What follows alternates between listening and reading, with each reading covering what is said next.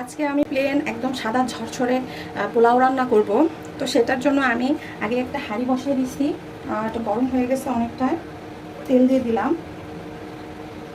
আমার চালের পরিমাণ কিন্তু 7.5। আমি এখানে এখন আমি মশলা দিয়ে দিব। তেলটা গরম হয়ে আসলে আমি কিন্তু নর্মালি প্লেন পোলাও বা সাদা পোলাওয়ে আমি কখনো পেঁয়াজ ব্যবহার করি না। আপনাদের যদি ভালো লেগে থাকে তাহলে অবশ্যই আপনারা ব্যবহার করবেন। আমি এখানে 2টা তেজপাতা ফালি করে আমি দিয়ে দিলাম। আমি 2টা এই যে এরকম দারুচিনি টুকরা দিয়ে দিলাম। একটা কালো এলাচ আর কয়েকটা সাদা এলাচ দিয়ে দিলাম। আমি এখানে কয়েকটা লবঙ্গও দিয়ে দিলাম। একটা স্টার এনিস। এগুলো একটু তেলে ভেজে নেব। খুব সুন্দর একটা অ্যারোমা বের হয়েছে। এখানে শাহি জিরা ব্যবহার করব, এই জন্য আমি এই যে দেখুন অল্প একটু শাহি জিরা দিয়ে দিলাম। প্লেন পোলাওয়ে শাহি জিরাটা খেতে খুব ভালো লাগে।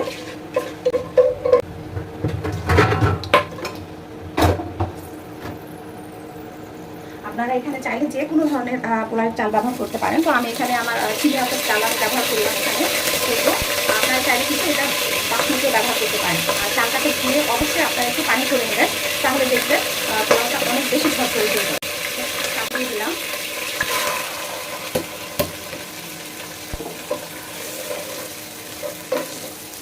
চালটা একটু ভেজে নেব।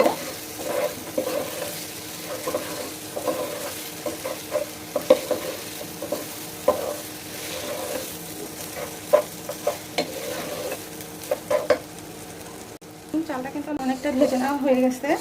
এখন আমি একটু আদা বাটা আর রসুন বাটা ব্যবহার করব, কারণ আমি তেলে দিলে অনেক সময় ওটা পুড়ে লেগে যায়, তখন আপনার পোলাওয়ের কালারটা আর ভালো আসে না।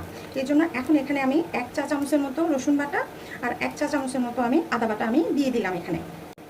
তো আমি মশলাটা ভেজে নিয়েছি, মানে আদা রসুনটা খুব ভালোভাবে এখানে আমি ভেজে নিয়েছি। এখানে আমার কিন্তু আর কোনো মশলার কাঁচা গন্ধ নেই। এখন আসবো আমি পানির বেলায়। এখানে আমি 750 গ্রাম চাল নিয়েছি, মানে আমাকে এর দ্বিগুণ পরিমাণ আমার পানি ব্যবহার করতে হবে। তার মানে আমার এখানে এখন 1500 গ্রাম পানি লাগবে। আমি 1.5 লিটার। আপনারা চাইলে গরম পানিও ব্যবহার করতে পারেন। তো যাই হোক, আমি এখানে 1 লিটার পানি দিয়ে দিলাম। অবশ্যই চেষ্টা করবেন পানির পরিমাণটা একটু কমায় দিতে, তাহলে দেখবেন পোলাও অনেক ঝরঝরে হয়ে যাবে। আর আমি এখানে দুধ ব্যবহার করব। আপনারা আপনাদের পছন্দ মতো পরিমাণ মতো দুধ নিয়ে নেবেন। এখানে আমি 100 গ্রাম পানি কম দিব, তো তাহলে আমি 1400 গ্রাম পানি দিয়ে দিলাম এখানে। আমি দুধ সহ পানিটা দিই। আপনারা দুধ আলাদা দিবেন বা পানি আলাদা দিবেন সেটা করবেন না। আমি দুধ সহ, লিকুইড দুধ সহ যেন এটা আপনার 1400 গ্রামের মতো হয়। মানে যে আপনারা যেই পরিমাণ নিয়ে নেন না কেন, 100 গ্রাম পানি একটু কম দিবেন, তাহলেই এটার পারফেক্ট একটা রেশিও চলে আসবে। আর আপনাদের পোলাওটা একদম ঝরঝরে হয়ে যাবে। এটা নিয়ে টেনশনের কোনো কিছুই আর থাকবে না। এখন আমি লবণ দিয়ে দিব পরিমাণ মতো। 1 চা চামচের মতো ভিনেগার ব্যবহার করব। আপনারা চাইলে লেবু ব্যবহার করতে পারেন, এতে পোলাওটা অনেক ঝরঝরে হবে। টেবিল চামচের মতো চিনি, যেহেতু আমি ভিনেগার ব্যবহার করছি।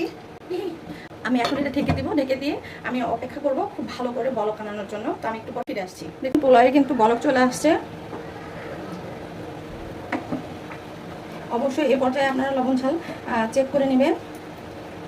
আর এখন আমি কাঁচামরিচ ব্যবহার করবো। তো কাঁচা মরিচটাকে আমি এভাবে জাস্ট পিছন দিকটা একটু কেটে নিয়েছি, এতে ভালো ফ্লেভার আসে আর কি।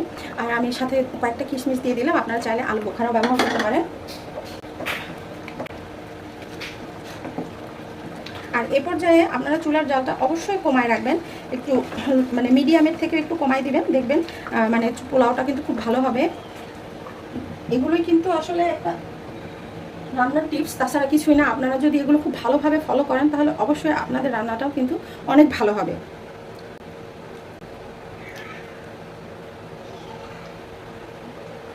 দেখুন আমি তো আপনাদেরকে আমার মতো করে মানে আমি যেভাবে আজিজুল রান্না করি আমি চেষ্টা করলাম ঠিক সেভাবেই উপস্থাপন করার জন্য। আর আপনারা যদি এই টিপসগুলো ফলো করেন দেখবেন আপনাদের পোলাওটা খেতে কিন্তু অসম্ভব ভালো হবে।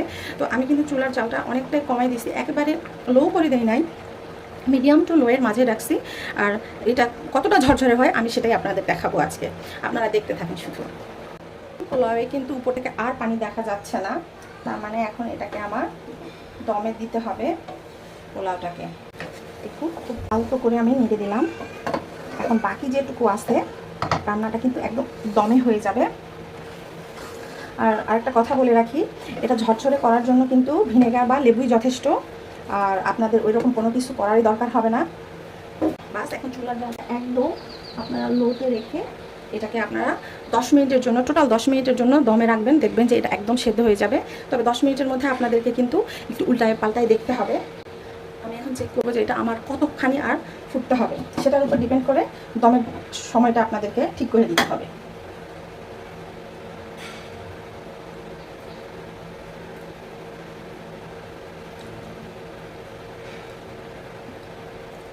আমার এটা দমের জন্য 10 মিনিটই পারফেক্ট। আমি 10 মিনিট পর মানে ফেরত আসছি আপনাদেরকে দেখানোর জন্য যে এটা কতটা ঝরঝরে হয়েছে। আর এর মধ্যে আমি 2 একবার আপনাদেরকে উল্টায় পাল্টায় দেখাই দেবো। খুব আলতো করে আমি কিন্তু উল্টায় পাল্টায় দিচ্ছি। আর এখনই কতটা ঝরঝরে আপনারা শুধু সেটা খেয়াল রাখুন।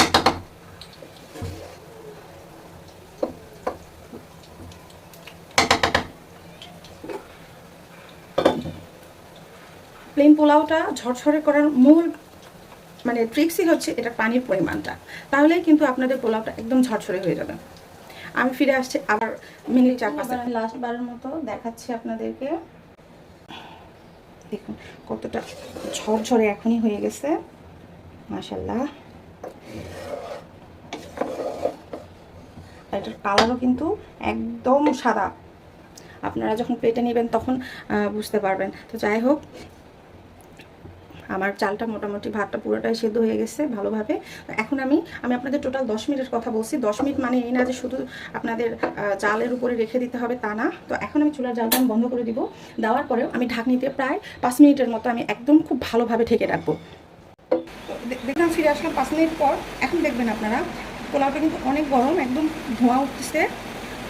এটা আমার হয়ে গেছে। আর কতটা ঝরঝরে, আর যেহেতু এটা গরম সেহেতু একটু মনে হচ্ছে, কিন্তু এটা নর্মাল হওয়ার পরে অনেক বেশি ঝরঝরে হয়ে যাবে। তো এখন আমি আপনাদেরকে পরিবেশন করে দেখাচ্ছি। দেখুন কতটা ঝরঝরে সাদা পোলাও। আর আপনাদের কষ্ট করে বাইরে রেস্টুরেন্টে গিয়ে খেতে হবে না, আপনারা চাইলেই বাসায় এভাবে একদম ঝরঝরে সাদা পোলাও, প্লেন পোলাও যেটা বিয়ে বাড়িতে নর্মালি আপনারা বাসায় চাইলেই রেডি করতে পারবেন। ঠিক এতটাই ঝরঝরে হবে এটা ঠান্ডা হওয়ার পর, তখন আপনারা বুঝতে পারবেন। তো যাই হোক, আপনাদের যদি আমার রেসিপিটা ভালো লেগে থাকে তাহলে অবশ্যই সাবস্ক্রাইব করবেন, আমার চ্যানেলটা সাবস্ক্রাইব করবেন, আপনার লাইক কমেন্ট শেয়ার করবেন, আর অবশ্যই রান্না করবেন। কেমন লাগলো খেয়ে জানাবেন। আপনারা ভালো থাকবেন, সুস্থ থাকবেন।